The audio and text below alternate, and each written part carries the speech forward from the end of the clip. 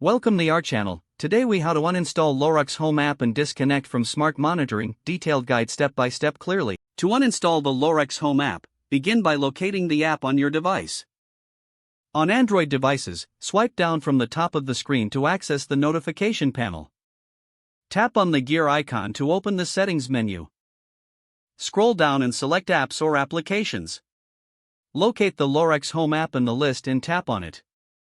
On the app info screen, select the option to uninstall. Confirm that you wish to uninstall the app by tapping OK.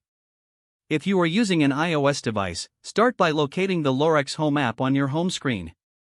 Press and hold the app icon until a menu appears. Select Remove App from the options. Then choose Delete App, and confirm the deletion by tapping Delete.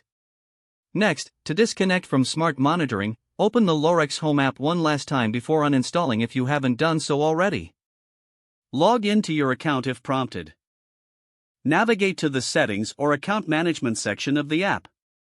Look for an option to disconnect or unlink your devices and select it. Follow any on-screen prompts to complete the disconnection process. Once the app is uninstalled and your devices are disconnected, you are all set. If the page does not load, refresh the browser or try again in a private or incognito window. Make sure you are using the correct email address, then retype it carefully to avoid small typos. If your password is not accepted, use the reset option and create a new strong password you can remember. Check your spam folder for verification or security emails, then complete any requested confirmation steps. Enable two-factor authentication if available to improve account security and reduce unauthorized access risk. After signing in, review your profile details so your contact information and settings are accurate and current. If you see an error message, note it down and try again after restarting your device and internet connection. Log out when you finish, especially on shared devices, to keep your account and payment information secure.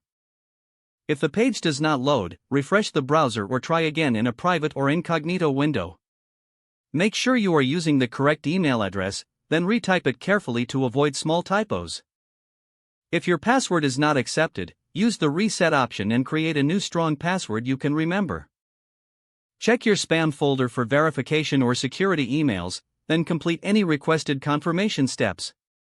Enable two-factor authentication if available to improve account security and reduce unauthorized access risk.